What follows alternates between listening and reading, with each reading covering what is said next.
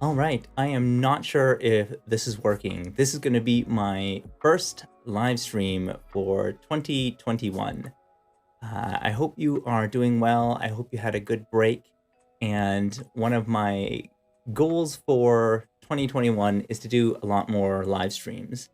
And really, if you're like a parent who's really interested in how technology is impacting your world and it's impacting the world of your kids, I think that this is going to be a really interesting live stream, or it's going to be a really interesting place for you. Over the break, we had lots of different activities. I'm sure maybe you spent a lot of time, maybe with your own family, or maybe you had to be isolated in this time. A lot of us are in different situations, but I think the important thing is we were always meant to work, to learn, to do everything together. And I think that it's just really valuable to see how we can still remain connected even in this kind of crazy time.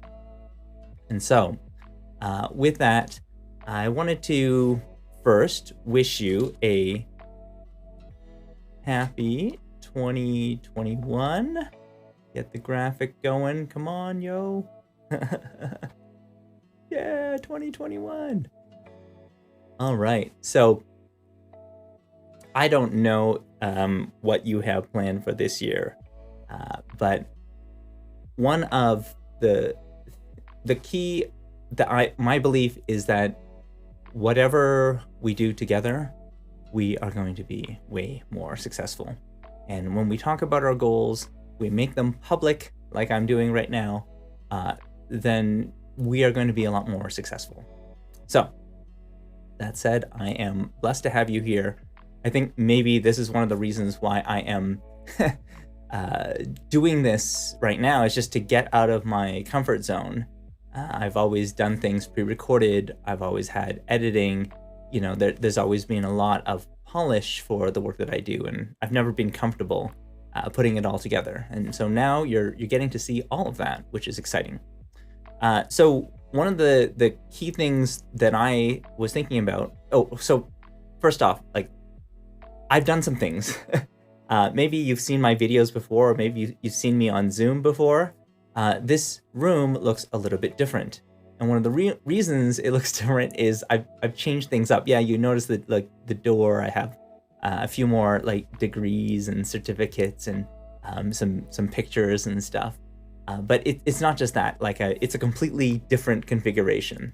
What you're seeing right now today is like a different type of camera setup.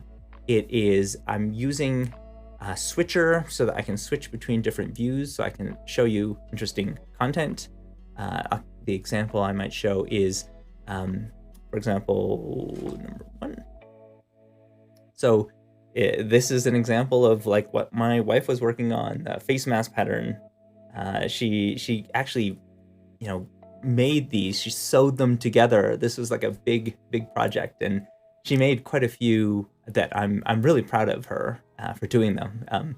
But this was a time where it wasn't easy. We had to self-isolate. We had to be there. What happened?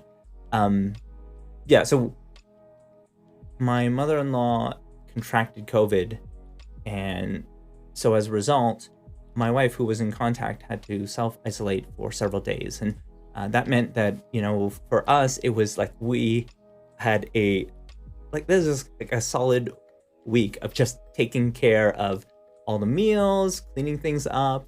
I learned a lot about cooking, and I know, like, I'm probably one of the people who loves the least about cooking in our entire family.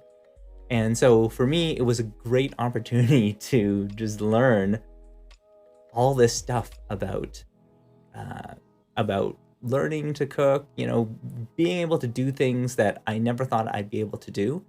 And upon reflecting on 2020, that was really a key takeaway. I remember speaking with our some teachers that I connect with in the Midnight Pedagogy group about how one of my big reflections for 2020 is we're capable of doing a lot more than we think that we're able to do.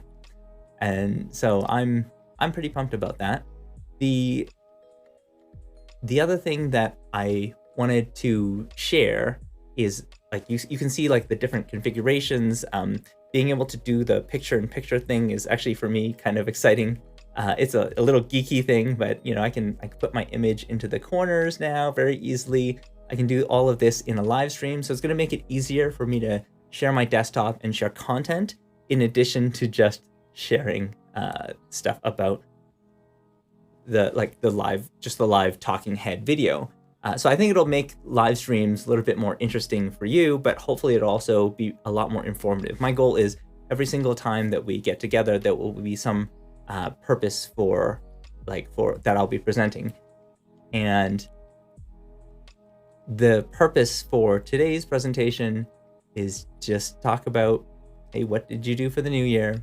And just talk a little bit about this new setup, this new configuration. What is it? What is it for? So today, since we're already talking about goals, I thought I might show you a different part of my configuration. So this is it's a little bit different. I've also got a live camera, and this is something to me that's pretty exciting. So what you see here, is that working? Uh-oh. Okay. Yes. Okay, there we go. So maybe I'll just put my image in the corner here. So what you're seeing here is this is a live view of this. Basically it's a live view of my desk, and on it I have just a little planning calendar. One thing I like to do is it's really important to have small goals every day. So I like to write things down, and so today's date is let's say January 8th, 2021. And I love to write down what are the most critical things for me to get done in that day.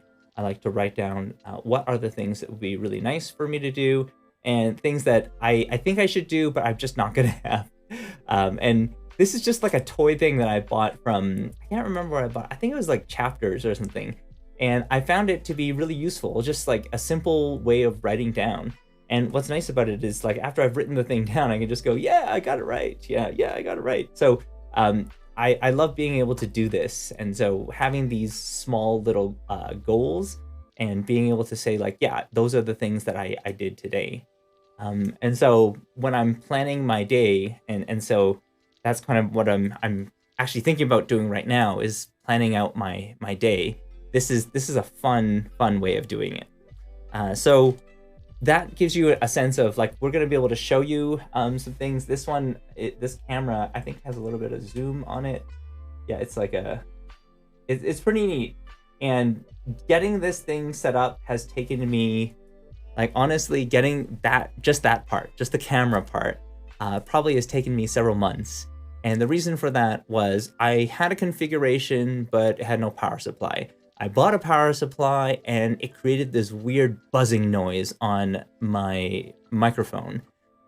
Just because switching power supplies generate a lot of EF noise that goes directly into audio lines, and you get weird things. So people were hearing a buzz in the microphone. I'm like, that doesn't make any sense. There shouldn't be a buzz. And so I had to buy a different type of system. What it is essentially like a battery pack, and that converts basically AC that charges the battery, and then the battery then sends DC voltage into the camera in order to not create any noise. So it's kind of a super geeky thing. It is what I love doing. I've done a lot of these types of explorations. I've done this huge saga on trying to figure out the ideal charging configuration for all of our different devices. To me, everything is this, especially technical things are these little experiments that I love improving on. And in the same way, parenting is this little experiment that I love kind of tweaking and experimenting and figuring out ways that we can improve on. And so I'll tell you a little bit of a story, if you are still here. Okay, so for my son, he has ADHD and he struggles a lot with attention in school. So over the Christmas break, we got a lot of Lego. And I mean like one box of 1,000 pieces of Lego, like 3 or 4 different sets. And so there was just an overwhelming amount of Lego everywhere. And in addition to like the concern of like me stepping on it and and those types of problems, there was also the concern around, well, what's going to happen if like he has too much of this and he's so focused on the Lego that he isn't able to focus on school.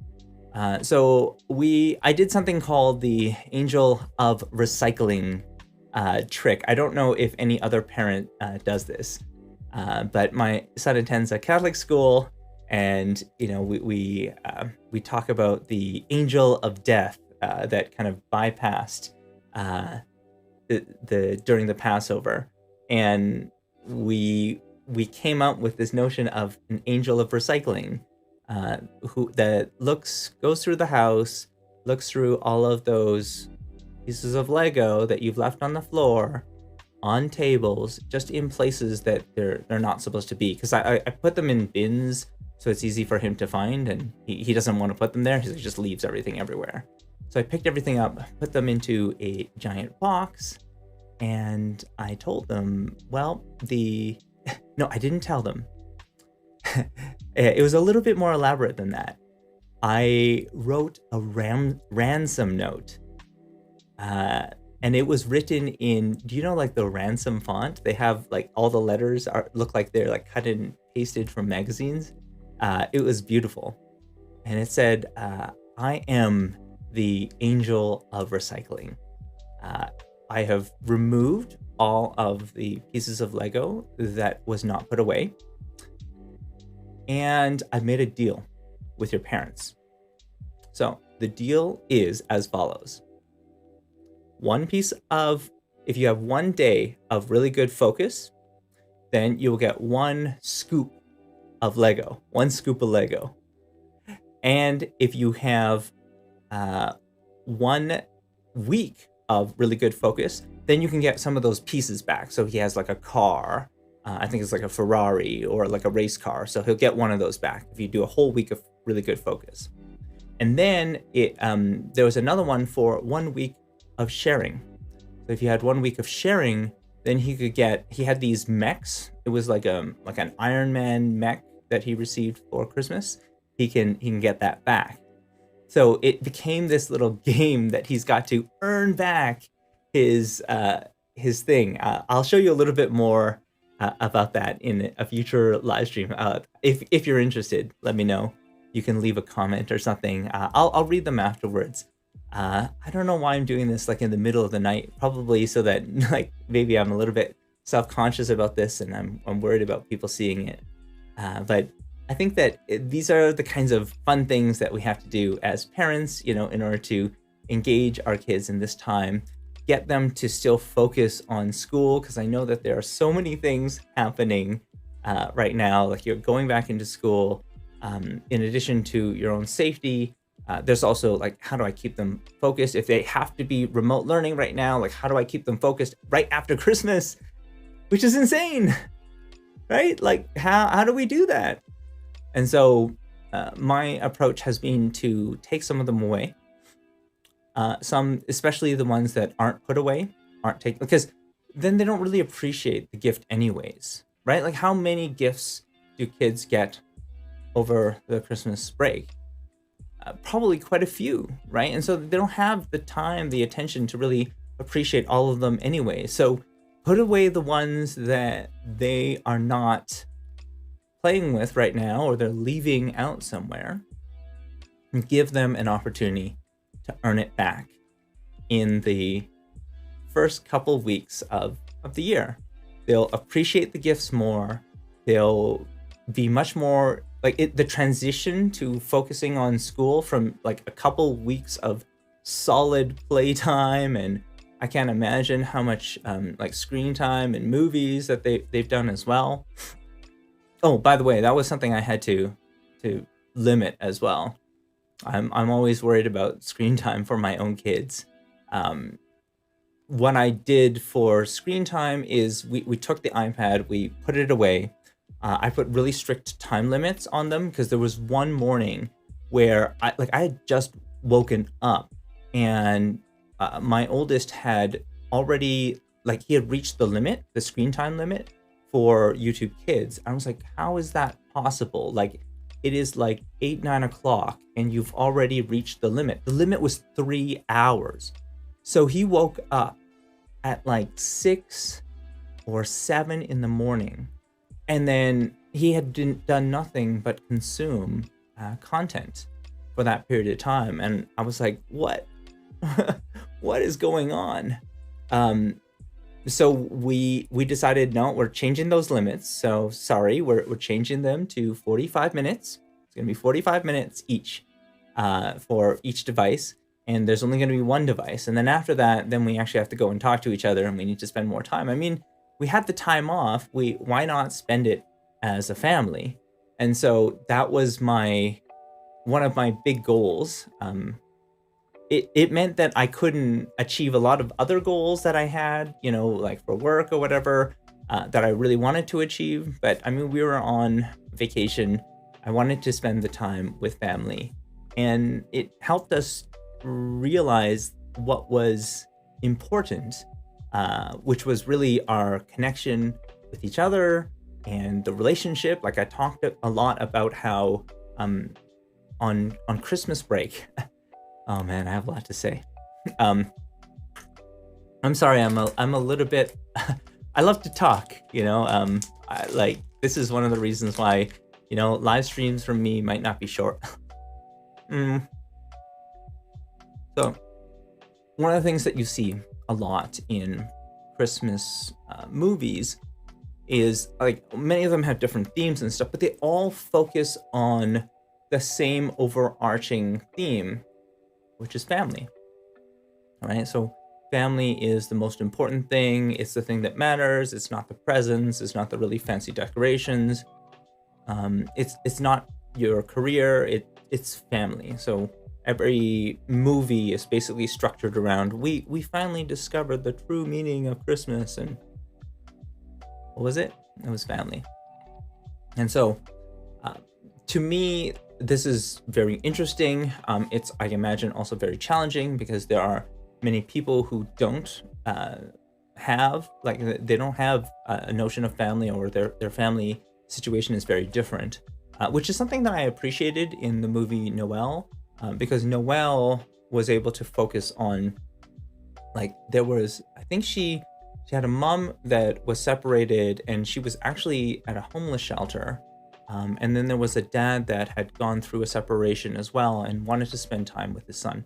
So more modern family situations. And I'll talk a little bit more about this in the future, but that's becoming more the norm. I think individuals I think there was some OECD stats on individuals of marrying age.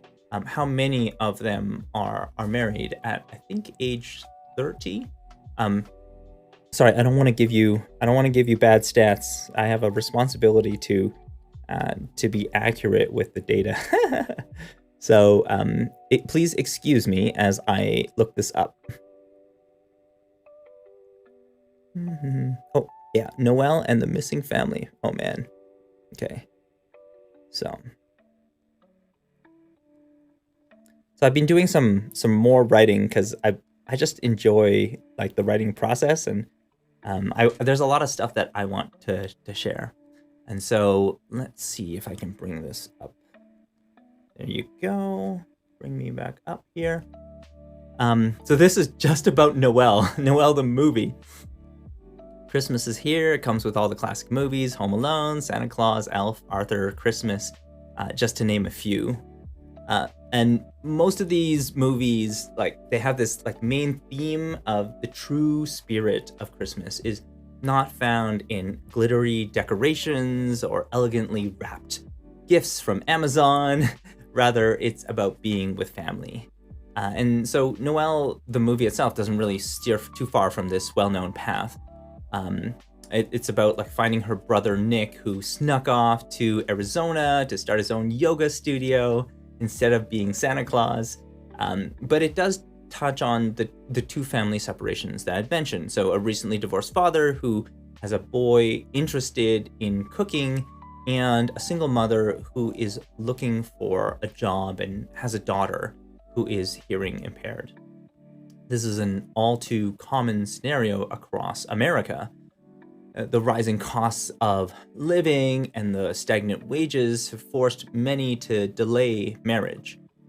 With a steady decline in employment, especially post-pandemic, the American dream of getting married and having a family seems like a relic of the past.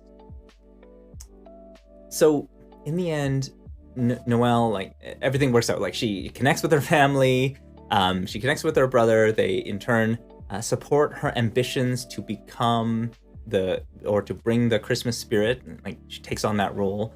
But in reality, like, that's the thing I wanted to recognize is like many families just, they don't have these stories don't have happy endings. So the media around Christmas can be this constant reminder of lost loved ones or painful breakups. And this kind of recurring trauma haunts at some families every Christmas. Like, why do so many Christmas movies promote these family themes even when half of their audience is not married? If you look at like just people of that age that like, well, and this is the OECD stats that I was going to get at before, because I've been looking up the data. So the OECD average age for first marriage has increased 5 years from 1990 to 2017. The OECD average for women's first marriage was, so the first stat of like 5 years was the average age for first marriage overall. For women, the average age for first marriage was 25 in 1990, and now in just 10 years later, I think in 2000 it was 27.